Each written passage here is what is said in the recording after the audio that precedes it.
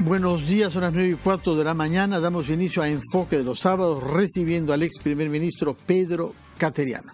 Señor Cateriano, con el paso del tiempo y casi sin darnos cuenta, se ha ido convirtiendo usted en una especie de veterano de la vida política peruana, puesto que, si bien tiene actividad política desde el campus universitario de la Universidad Católica, donde estudió Derecho, usted ha sido funcionario desde los años 80, luego diputado elegido en la lista de Libertad con Mario Vargas Llosa en el año 90, Exacto. Ha sido viceministro de Justicia bajo el presidente Alejandro Toledo y después ha sido procurador del Estado, ha sido ministro de Defensa y primer ministro durante 2 años bajo Ollanta Humala hasta el año 16. Usted pasa por ser una de las personas más allegadas a Mario Vargas Llosa desde el punto de vista político, sino directamente el más allegado. No sé si hay muchos otros que se reclaman ahora directamente de Mario Vargas Llosa, pero en todo caso usted lo hace con mucho vigor y Mario Vargas Llosa lo dice también. De manera que queremos hacer un balance. Uno, sobre los grandes temas políticos de esta semana, que tiene que ver sin duda con la reforma política tal y como ella avanza en la Comisión de Constitución, por una parte, por otra parte los conflictos sociales, y luego el tema de Alejandro Toledo en los Estados Unidos, presidente que usted conoció, y que en realidad es un episodio más de una trama judicial compleja que tiene que ver con la Bajato y que ha destapado el caso de corrupción multipartidaria más grande de la historia reciente de nuestro Perú. ¿Por dónde quiere comenzar usted frente a todos estos temas? Bueno, en primer lugar, encantado de estar nuevamente en RPP. Creo que el éxito de la búsqueda de la justicia se debe a la labor que viene realizando la Fiscalía, entre otras cosas al acuerdo con Odebrecht tan criticado. Precisamente se ha podido lograr que esté sentado ante un juez el expresidente Toledo porque tenemos un acuerdo vigente. Entonces, desde ese punto de vista hay que seguir respaldando la acción de la justicia y sobre todo a los fiscales y jueces que están comprometidos. Y en ese sentido creo que, si bien es cierto es penoso y vergonzoso el caso de Alejandro Toledo, y diría yo el más indignante, debemos sacar también lecciones. Una de ellas, que el delito nunca paga bien. De acuerdo. Sin embargo, usted mencionaba el acuerdo, ya ha comenzado mencionándolo de una manera casi provocadora, porque es un divorcio, un acuarum, ¿no? Yo he escuchado mucho decir, el acuerdo en realidad sirve para disimular, se está protegiendo a unos, miren ustedes, Villarán, no le pasa nada, miren ustedes, Tumán, no le pasa nada, miren ustedes, Toledo. Ahora, le ha pasado todo a todos, y sin embargo, los argumentos siguen repitiéndose contra el acuerdo. ¿Cómo interpreta usted? Descartemos que hayan algunas personas que de mala fe quieren sabotear el acuerdo por intereses personales para que no se descubra lo que ellos han hecho. Deben haber algunos, ciertamente. Pero hay seguramente también personas que de buena fe creen que es un mal acuerdo y, como dicen incluso algunos, lesivo para los intereses del Perú. Bueno, como suele ocurrir en un sistema democrático, la unanimidad no existe. Pero lo concreto es que gracias al acuerdo estamos los peruanos conociendo la verdad. Y en una situación en la cual están involucrados todos los expresidentes de la República. Y la democracia, no hay democracia sin justicia. Y lo que ha permitido este acuerdo, que muchos han boicoteado y que algunos continúan criticando, es precisamente que estemos llegando a conocer qué clase de personas nos gobernaron. Y en ese sentido, por esa razón, es absolutamente justificable, repito, la acción que han venido desempeñando los fiscales y jueces, que al amparo de ese acuerdo están logrando que nosotros lleguemos al fondo de la verdad. No puede ser posible que un presidente de la República en funciones hurte, como Toledo, 30 millones de dólares y quede en la total impunidad. Sin justicia, repito, no hay democracia. Y por esa razón no quiero cansar, pero creo que el tiempo le está dando la razón a los fiscales como Vela, José Domingo Pérez, que a lo largo del tiempo, contra viento y marea, defendieron la importancia de suscribir el acuerdo con Odebrecht. Repito, no será un acuerdo perfecto, pero este acuerdo nos está permitiendo que conozcamos lo que hicieron estos personajes. Usted ha subrayado el caso de Alejandro Toledo, del cual dice que es el más vergonzoso. ¿Vergonzoso por qué razón? Porque él enarboló la lucha contra la corrupción como un punto central de su campaña política, en contraste precisamente contra la dictadura de Fujimori y Montesinos, que fue la más corrupta de nuestra historia republicana, y que al final terminara Alejandro Toledo actuando de la misma forma que Fujimori y Montesinos, realmente es indignante y vergonzoso. En algunos casos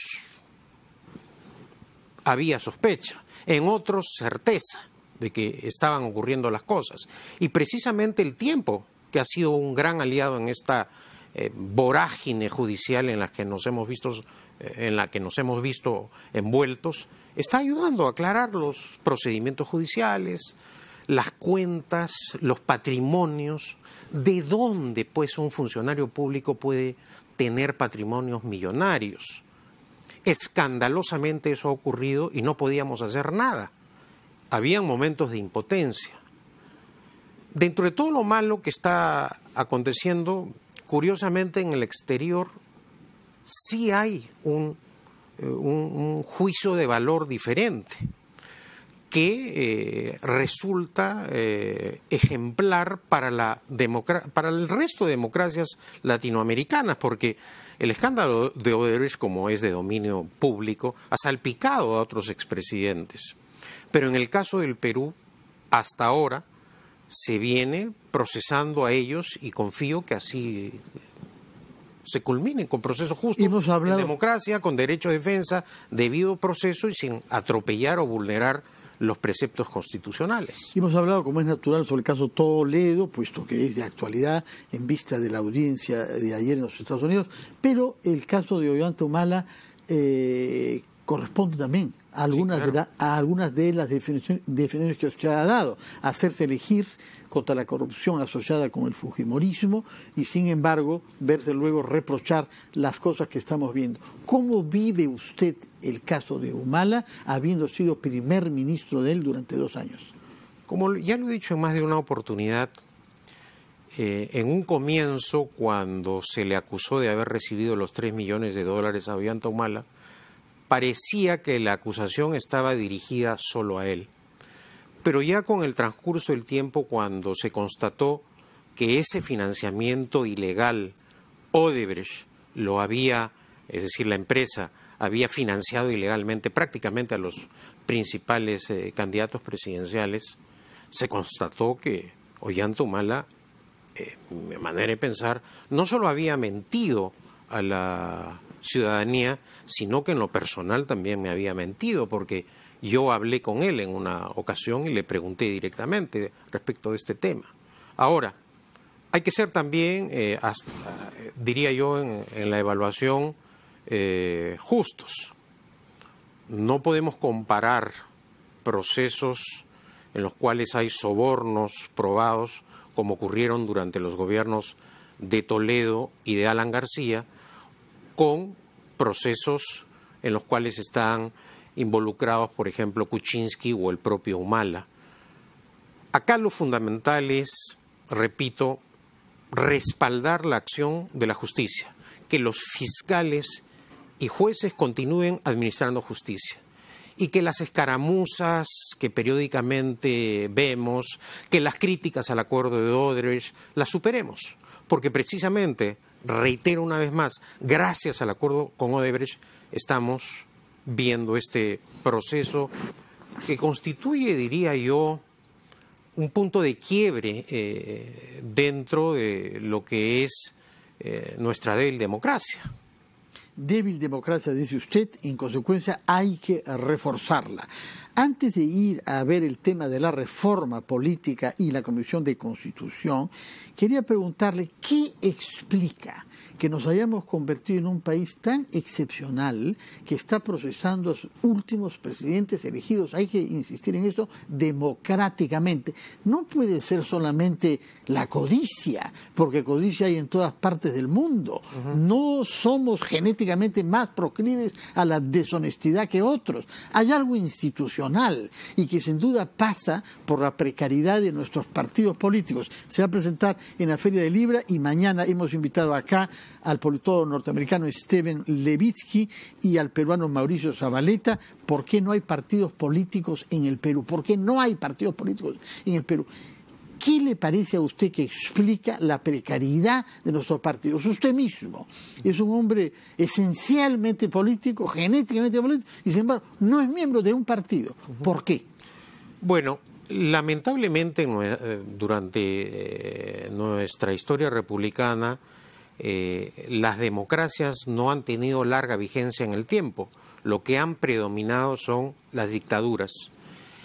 Y estamos en el periodo más largo de democracia continua, porque hemos superado al que fue desde Piérola del año 95 hasta el golpe contra Billinghus del año 14, creo. Así es, una cuarta elección consecutiva, y confiemos que el presidente Vizcarra entregue el poder al siguiente presidente que libremente elija el pueblo. Y si me permites una licencia, hay que condenar esta clase de ataques o amenazas que vienen realizando algunos gobernadores contra el presidente Vizcarra, específicamente la del gobernador de Arequipa, amenazando o insinuando que apoyaría una eventual vacancia presidencial. Esta mayoría del Congreso ha distorsionado completamente lo que es el procedimiento de la vacancia presidencial por incapacidad moral permanente. El presidente Vizcarra debe completar su mandato. Cuando se forzó la renuncia del presidente Kuczynski, la mayoría que maneja hasta ahora el Congreso, concurrieron los fujiapristas al Palacio de Gobierno y se comprometieron a darle viabilidad al gobierno de Vizcarra. Este es un compromiso que no han cumplido. Y lo único que ha generado la inestabilidad política en el país como consecuencia del obstruccionismo parlamentario es eso, un ambiente de inestabilidad. Retornando al tema de los partidos. Una pausa. Retornamos a los partidos y a las reformas políticas, si me lo permite, en general, después de la pausa, pero no quiero que dejemos de hablar también sobre la Feria del Libro, en la que va a participar usted en un panel sobre periodismo y política. Así que hacemos una breve pausa y retomamos nuestra entrevista con el ex primer ministro Pedro Cateriano Bellido.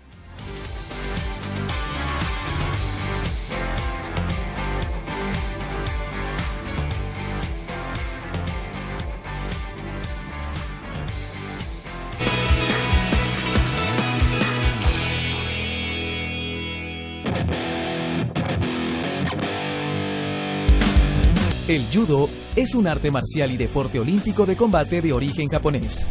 En contra de lo que generalmente se piensa o podría parecer dado su carácter de lucha, el judo no es un deporte violento, ya que la fuerza física no es un elemento fundamental. Desde el comienzo de su práctica, en base a los reglamentos, se busca la mayor eficacia con el mínimo esfuerzo. El judo en los Juegos Panamericanos se disputará del 8 al 11 de agosto en el mismo escenario del Polideportivo 1 de La Videna, y también con la disputa de 14 categorías entre varones y damas.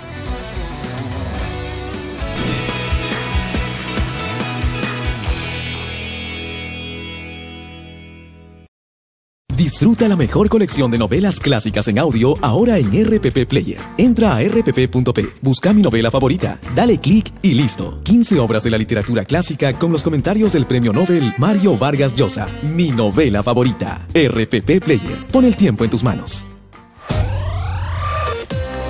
RPP. Confianza por todos los medios.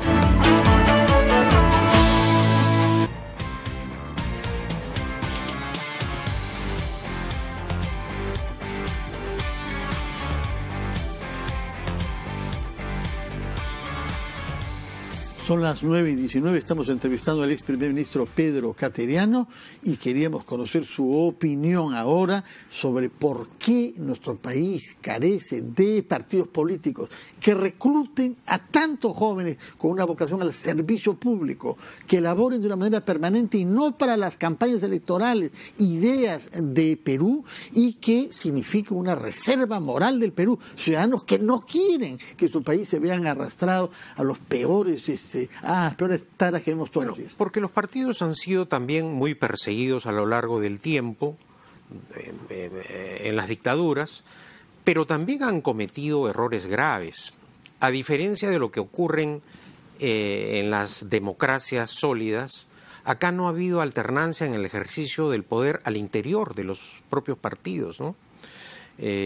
Cosa que vemos si acontece en Europa y en los Estados Unidos, en donde el que lidera el partido no se perpetúa en el ejercicio del cargo. Eso también ha ayudado a que los partidos no tengan una mayor cercanía con la gente, a que no se renueven. Nuestros jóvenes parlamentarios, algunos son congresistas que vienen a lo largo del tiempo ocupando plazas y no ha habido oportunidad para los jóvenes. Otro aspecto que ha sido letal para los partidos ha sido el financiamiento ilegal de las campañas, que esa era la forma de financiarse. La opinión pública reclamaba tipificar como delito en el Código Penal el financiamiento ilegal de las campañas y nos preguntábamos por qué el Parlamento no aprueba una ley que la opinión pública demanda, entre otras cosas porque lamentablemente esta era la forma, repito, de financiarse que tenían algunos partidos. Entonces, entramos a una semana clave en las que tendremos antes del viernes que saber que termina la legislatura, si se aprueban o no los 6 proyectos de ley por los cuales el gobierno pidió la confianza del Parlamento. ¿Cómo ha seguido este debate usted? ¿Qué recomendaciones serían las suyas sobre temas los más discutidos, como el tema de paridad y alternancia, por ejemplo, o el tema de inmunidad, o el tema precisamente de financiamiento ilegal o elecciones internas? Fernando, en el Perú creemos que los problemas se arreglan aprobando leyes o decretos supremos o resoluciones. Y eso no es así. Acá el tema de la inmunidad parlamentaria, tal como está legislado, lo han repetido las anteriores constituciones. El problema ahora es grave porque se trata de personas que no cumplen la Constitución. Podemos redactar textos constitucionales de nivel europeo, proyectos de ley, de reforma constitucional, pero mientras tengamos parlamentarios que violan la Constitución, que ejercen abusivamente el poder, que actúan primitivamente, no vamos a lograr nada. Entonces este es un largo proceso. Si vemos nuestra historia en este aspecto es dramática. Vivimos cambiando constituciones y reformando, y el problema no es ese. Ahora, no quiero ser pesimista. Ayer Vargas Llosa ha sido muy optimista respecto a lo que es la actual situación del Perú, que es una visión desde afuera, con lo que implica su cercanía, su amor por su tierra, su reencuentro con Arequipa. Todo eso creo que influye en él, pero en su análisis político ha sido claro. A pesar de todas las dificultades, escándalos, estamos saliendo de los problemas, enfrentándolos. ¿Por qué? Porque está vigente un sistema democrático. En una dictadura los escándalos se ocultan, las situaciones políticas de corrupción no se sancionan y mal que bien en este aspecto estamos avanzando. Y creo que desde ese punto de vista hay que rescatar la postura cívica que ha tenido Vargas Llosa en los últimos años. Perdió las elecciones, por ejemplo, con Fujimori. ¿Qué hizo inmediatamente Vargas Llosa? Reconocer el triunfo de Fujimori, ir personalmente, felicitarlo, guardar silencio los 2 años que gobernó constitucionalmente Fujimori. Cuando Fujimori y Montesinos dan el golpe de Estado, ¿qué hace Vargas Llosa? Se convierte en un opositor, que era lo que correspondía. Se restablece el sistema democrático. ¿Qué hace Vargas Llosa en las campañas electorales? En lugar de estar disfrutando con legítimo derecho tus éxitos internacionales, se involucra directamente en las campañas presidenciales. Apoya a Toledo porque Toledo representaba en ese momento la lucha contra la dictadura de Fujimori y Montesinos. Luego culmina el gobierno de Toledo y ante la posibilidad de un establecimiento en el Perú, de una experiencia chavista, ¿qué hace Vargas Llosa? Ayer no lo mencionó, pero ¿qué hizo Vargas Llosa? Pidió el voto, tapándose la nariz por el partido y la persona que impidieron que él llegara a la presidencia de la República. Eso hizo Vargas Llosa el año 2006. Puso por encima los intereses del país. Es decir, Alan García, ¿no? Bueno, usted está refiriéndose a Alan García. El año 2006, exactamente. E impidió, según usted, que él ganara el 90. Bueno, no lo digo yo. Sí. Los hechos lo han probado. El sistema de inteligencia, el general Cucharita Díaz, espiaba a Vargas Llosa y al Frente Democrático. Esas interceptaciones telefónicas luego fueron ratificadas por el Senado. No se profundizó esa investigación porque luego vino el golpe de Estado el 5 de abril, porque quien utilizó ese espionaje telefónico fue Fujimori. Luego viene la elección entre Ollanta Humala y Keiko Fujimori. ¿Cuál era la opción? ¿Keiko Fujimori? No. Vemos lo que es hoy día el fujimorismo en la versión, como ha dicho ayer Vargas Llosa, putrefacta, becerril. Eso es el fujimorismo de hoy. ¿Qué hubiese sido del país si caíamos en manos de estos señores? Claro, ayer también dijo Vargas Llosa, cuando apoyamos a Toledo, no sabíamos que nos iba a traicionar de esa manera y que se iba a convertir en un delincuente como lo han sido Fujimori y Montesinos. Por esa razón creo que desde el punto de vista cívico, la participación de Vargas Llosa en los últimos años hay que agradecerla. Como candidato presidencial permitió cambiar la agenda política e ideológica del país. Como novelista ha hecho conocer a través de sus obras literarias la cruda realidad del país en novelas como Conversación en la Catedral, pero creo que este reencuentro de Vargas Llosa con el Perú ha servido para que también el día de ayer veamos de manera emocionada cómo los jóvenes, ¿no?, que no han tenido una cercanía con él, lo han... Sí, y efectivamente apoyado. Yo he podido constatarlo también durante la tarde que asistí al lugar de la memoria en donde él habló a jóvenes que habían trabajado en un taller sobre los 50 años de conversación en la catedral. Usted se ha referido a la cruda realidad del Perú. Parte de esta cruda realidad es la voluntad de desacreditar a los adversarios por la vía judicial. Eso pasa en muchas familias políticas. Usted ha sido una víctima casi privilegiada de ese mecanismo porque ha tenido una cantidad de denuncias enormes, pero por ejemplo en la prensa de ayer veo que se archivan denuncias que le han sido hechas. ¿Qué queda? ¿Cuántas denuncias tuvo usted por las compras de material militar? Que por lo demás el ministro de Defensa actual el otro día, que estuvo acá el jueves, consideró que le había encontrado compras bien hechas. Bueno, en realidad el Congreso fujiaprista me acusó por todas las compras. Poco a poco se han ido archivando estas denuncias por falsas y mentirosas. La semana antepasada, por ejemplo, en doble instancia en la Fiscalía, se ha archivado la denuncia que presentaron por la compra de los aviones Spartan a Italia, los aviones de transporte. Y la semana pasada una denuncia que presentaron contra mí las caras emblemáticas del fujiaprismo Becerril y Mulder por una inexistente defraudación tributaria, porque decían que el año 2013 como ministro de Defensa no había acreditado correctamente mis ingresos. Y sobre el satélite, porque en fin eso todavía es menor, ¿no? Pero sobre el satélite que ha sido bien... Menor que te acusen, no es menor que te acusen de defraudación tributaria. Sí, pero el satélite no... Concluyo brevemente, esto también ha sido archivado definitivamente. La investigación por la compra del satélite ha sido auditada en 2 oportunidades con la participación de la Contraloría de la República, una a mi solicitud, otra durante el gobierno del expresidente Kuczynski, no se encontró nada. Ha sido investigado por la Fiscalía y en 2 instancias ha sido también archivada esta denuncia porque no se ha encontrado ningún acto ilícito.